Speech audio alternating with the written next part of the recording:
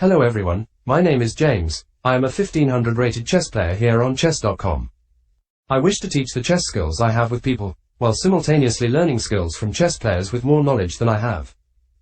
This channel is meant for people anywhere from 500 ELO rating to 2000 ELO. Anyone with rating 500 or less will most likely be confused with the content in this video, and would benefit more by simply playing games over and over to get a better feel for the game. On the other hand, anyone rated 2000 and above will most likely find the content not insightful and boring. These advanced players would most likely benefit from studying games from higher-level opponents, and/or by studying deeper into chess opening theory. So, if you're around the 500-2000 ELO rating range, please enjoy this analysis and comment on any questions you may have. With all that out of the way, let's hop into the game. For this match, our opponent is Bharath Kumar 6 from India, with a rating of 1517. We start the game with the Caro-Kann defense, e4, c6, knight f3, d5, ex d5, cx d5. These are all book moves and is seen very frequently at this level of chess. Knight c3 and knight f6 are then played, both developing our knights. My opponent chooses to then play d4, a fine move as it fights for the center of the board, which is an extremely important thing to do in just about any opening. I play e6, which adds another defender to the d5 pawn while simultaneously freeing up space for my dark squared bishop on f8. Bishop g5 is then played, pinning my pawn. I quickly unpin my pawn with bishop e7. We have bishop b5, attacking me at all angles. It is not a problem as I have many pieces to defend with, and I chose to defend with my light squared bishop as it can counterattack his bishop, which is something a knight is clearly unable to do. He chooses to add a defender to his bishop with his queen, and I attempt to kick out his bishop with the move a6. He decides to trade bishops instead. Bishop x d7, knight x d7.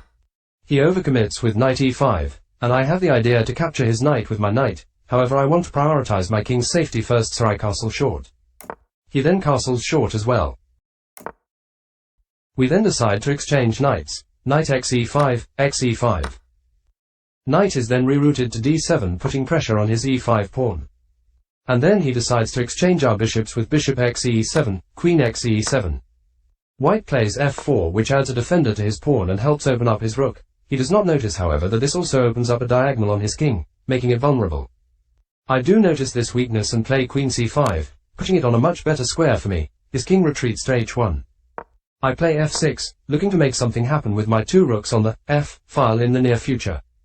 He takes my f6 pawn with his pawn, and I move up my rook. My adversary then plays rook f3, meaning both players are soon going to double up their pawns. Things are about to get serious. I find queen d4 as it attacks f4 and also makes it impossible for him to defend f4 with his queen without it being killed. Then, as predicted, we both stack out rooks on the f-file. Pawns are then traded with f5, x f5. This next move is the move that makes me completely winning, as it is considered a blunder according to chess.com's engine. Can you find the only move that is slightly winning for black?